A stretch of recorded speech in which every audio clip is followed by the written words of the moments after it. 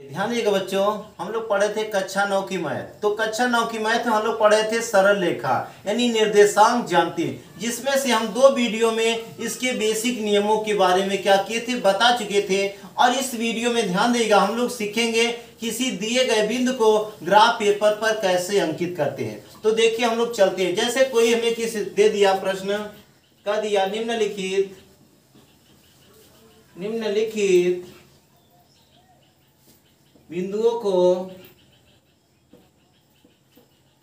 बिंदुओं को graph paper पर दर्शाइए या फिर अंकित कीजिए।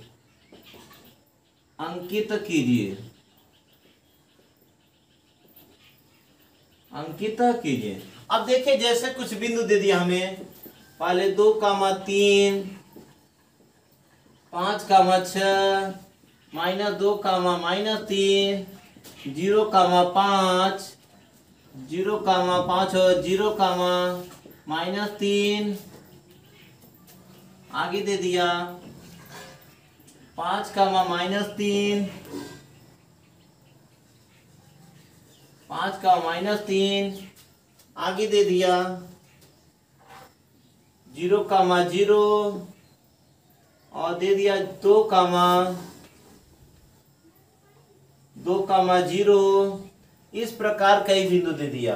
तो देखिए हम लोग इसको ग्राफ पेपर पर कैसे अंकित करेंगे। तो ध्यान दीजिएगा, हम इसको पहले ही एक ही ग्राफ पर ना दर्शा के थोड़ा थोड़ा करके अलग अलग ग्राफ पे क्या करेंगे, दर्शाएंगे। तो देखिए पहले एक हम लोग क्या करेंगे, एक चतुर्थांश बनाएंगे। एक क्या करेंगे, चतुर्थांश बनाएंगे। यहां पर ध्यान दीजिएगा, ये हमारा x अक्ष है, x और x डैश, ये y और y डैश अक्ष है। इस पर ध्यान दीजिएगा, कुछ दूरी पर हम कुछ क्या करेंगे, बिंदु ऐसे काट लेंगे, मान लेंगे।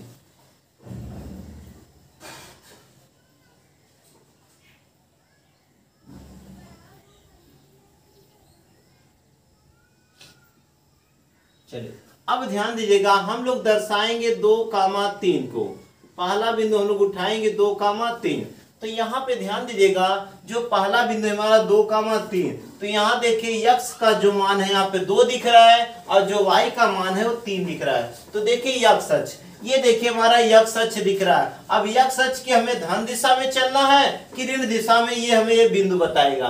तो x का मान देखिए पॉजिटिव दिख रहा है, यानी प्लस में दिख रहा है। और जब प्लस में दिख रहा है तो हम लोग x अक्ष की कहाँ चलेंगे, धन दिशा में। देखिए 2 मात्रा गिनेंगे, देखिए 1 और ये कितना हो गया 2। यहाँ एक छोटी सी हम लोग टिक्की दे लेंगे। उसके बाद ध्यान दीजिए हम लोग y का मान देखें कि y का मान धनात्मक है या फिर ऋणात्मक है। तो देखिए y का मान भी क्या है, धनात्मक है। और जब y का मान धनात्मक है तो हम y अक्ष के कहाँ चलेंगे, ऊपर की ओर, धन दिशा में। देखिए 1, 2, 3, यहाँ पर 3 बिंदु आगे में एक छोटी सी हल्की सी टिक्की दे लिए।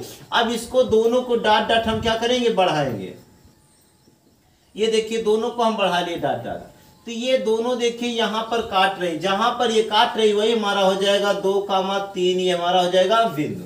चलिए अगला बिंदु जो हमारा है 5,6, 5,6, या फिर हम 5,6 को भी इसी पे दर्शा लेते हैं। देखिए तो देखिए दूसरा बिंदु क्या है हमारा 5,6। तो यहाँ पे ध्यान दीजिएगा, जो x का मान दिख रहा है वो हमारा देखिए 5 है और ये क्या है, पॉजिटिव है। दूसरा जो बिंदु है 6 है, y का मान है जो क्या है, पॉजिटिव है। तो देखिए x अक्ष पर 5 मात्रक चलेंगे, 1, 2, 3, 4, 5, यहाँ पर आ गए हम लोग। उसके बाद ध्यान दीजिए y का मान देखिए 6 है, तो ऊपर की ओर चलेंगे, 1, 2, 3, 4, 5, 6, यहाँ पर हम लोग आ गए। अब इसको हम लोग हल्की सी डाट डाट लाइन खींच के तो क्या करें, आगे बढ़ाएंगे। तो यहाँ पर ध्यान दीजिएगा, दोनों रेखाएं यहाँ पर मिल रही, तो यहीं पर हो जाएगा हमारा 5,6। ये हो गया हमारा 5,6। चलिए देखिए अब आगे हम लोग देखेंगे इसका तीसरा बिंदु। देखिए तीसरे बिंदु के लिए पहले हम लोग ग्राफ बना लेते हैं।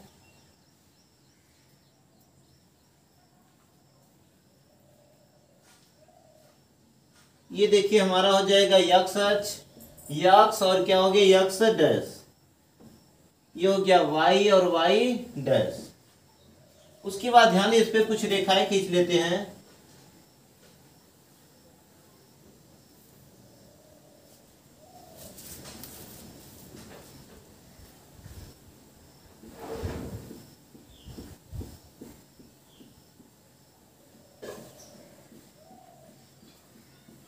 चलिए देखिए इसका जो हमारा तीसरा बिंदु है, तीसरा बिंदु देखिए यहाँ पर दिख रहा है क्या, -2, -3। तो यहाँ पे ध्यान दीजिएगा जो हमारा x का मान है वो भी माइनस में दिख रहा है और जो y का मान है वो भी क्या दिख रहा है, माइनस। तो देखिए x अक्ष का ये धन दिशा होता है, ये क्या होता है, ऋण दिशा। तो देखिए ऋण दिशा में हम लोग देखिए 2 मात्रक चले, 1 और ये कितना हो गया 2, यानी 2 मात्रक दूरी पर हम लोग यहाँ पर आ गए। उसके बाद देखिए y अक्ष पे देखिए 2 मात्रक नीचे की ओर जाएंगे, क्योंकि देखिए माइनस में दिया तो माइनस कहाँ होगा, नीचे की ओर। 1 2 3 यहाँ पर आ गए। अब दोनों को हम डाट डाट क्या करेंगे, ऐसे बढ़ाएंगे। ये दोनों देखिए यहाँ पर काट रही थी, हो जाएगा -2, -3। तो ध्यान दीजिएगा अब इसका जो अगला पॉइंट है हमारा 0,5, 0,5। तो यहाँ पे ध्यान दीजिएगा हम इसको चेक करेंगे कहाँ पर ये स्थित होगा। तो देखिए x का जो मान है 0 होगा और y का मान है जो 5 है और जो कहाँ जाएगा, ऊपर की ओर। तो देखिए 1 2 3 4 5, तो यहाँ पर क्या स्थित होगा, 0,5। अब यहाँ पे ध्यान दीजिएगा ये चतुर्थांश में ना स्थित होकर y अक्ष पर क्या है, स्थित है। चलिए अगला बिंदु देखिए 0,-3 दिख रहा है। तो देखिए x का मान यहाँ भी 0 है, y का मान -3। इसका मतलब y अक्ष पर हम लोग कहाँ जाएंगे, नीचे की ओर। तो यहाँ पे देखिए 1 2 3 यहाँ पर स्थित होगा कितना, 0,-3। चलिए अगला बिंदु जो है हमारा 5,-3। तो देखिए x का मान क्या है, 5 है जो पॉजिटिव है और y का मान क्या है, निगेटिव है जो क्या है, नीचे की ओर। तो ये देखिए x अक्ष पे कितना, 5 मात्रक, 1 2 3 4 5 यहाँ पे टिक्की दे दिए। और y का मान देखिए -3 है, तो 1 2 3 इसको हम लोग डाट डाट क्या करें, आगे बढ़ाएंगे। तो ये देखिए दोनों रेखाएं यहाँ पर काटे, इसका मतलब ये हो जाएगा 5,-3। चलिए अगला बिंदु ध्यान दीजिएगा, अगला जो बिंदु है हमारा 0,0।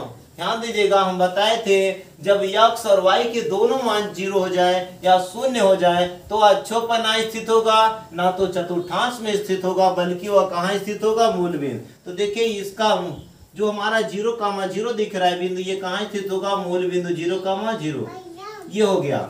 उसके बाद ध्यान दीजिएगा अगला जो हमारा बिंदु है, अगला हमारा बिंदु दिख रहा है 2,0। यहाँ पर ध्यान दीजिए 2,0। तो x का मान ध्यान दीजिएगा 2 है और जो कि क्या है, पॉजिटिव है, और y का मान क्या है, 0 है। तो उससे हमें कोई मतलब नहीं। तो देखिए पहले देखेंगे 2, देखिए x अक्ष पे कितना मात्रक, 2 1 2 और y का मान देखिए 0 है, तो ये यहीं पर क्या हो जाएगा, स्थित हो जाएगा 2,0। ये हो गया ग्राफ पर अंकित करना बिंदुओं को। चलिए ध्यान दीजिएगा अब हम लोग थोड़ा जानेंगे कि बिंदु क्या होते हैं, यानी 2-3 फार्मूले हम लोग जान लेते हैं जो मेन है। तो यहाँ पर ध्यान दीजिएगा जो बेसिक फार्मूले हम लोग जान लेंगे, जैसे दो बिंदुओं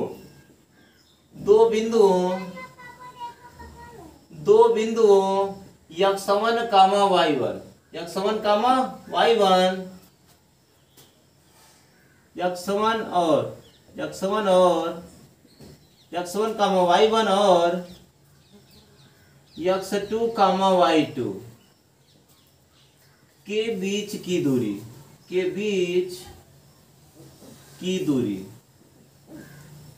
चलिए ध्यान दीजिएगा दो बिंदुओं x1, y1 और x2, y2 के बीच की दूरी। जैसे ध्यान दीजिएगा एक हमारी ये रेखा हो गई, एक बिंदु यहाँ पर स्थित है ये, तो ये हो गया बिंदु हमारा x1, y1 और दूसरा बिंदु यहाँ पर स्थित है B।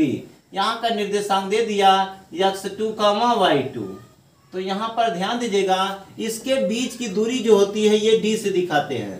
तो इसके बीच की दूरी का फार्मूला ध्यान दीजिएगा, d बराबर हो जाएगा अंडर रूट में x1 माइनस x2 का होल स्क्वायर और प्लस y1 माइनस y2 का होल स्क्वायर।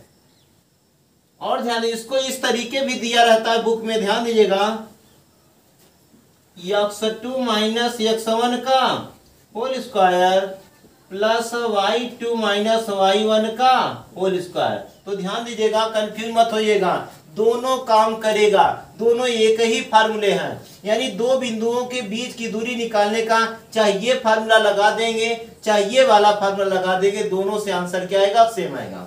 उसके बाद ध्यान दीजिएगा अगला बिंदु जैसे दे दिया दो बिंदुओं x1, y1 और x2, y2 के मध्य बिंदु का निर्देशांक, के मध्य बिंदु, के मध्य बिंदु का निर्देशांक, तो ध्यान दीजिएगा दो बिंदु x1, y1 और x2, y2 के मध्य बिंदु का निर्देशांक ध्यान दीजिएगा P होता है। यहाँ का निर्देशांक जब पूछेगा तो फार्मूला क्या होता है, ध्यान दीजिएगा दो बिंदुओं x1 यानी A और B के मध्य बिंदु P का निर्देशांक ध्यान दीजिए क्या होता है, P बराबर ये होता है x1 प्लस x2 अपान कितना 2 और कामा y1 प्लस y2 अपान क्या होता है 2। ये हमारा होता है दो बिंदुओं के मध्य बिंदु का निर्देशांक ज्ञात करने का फार्मूला।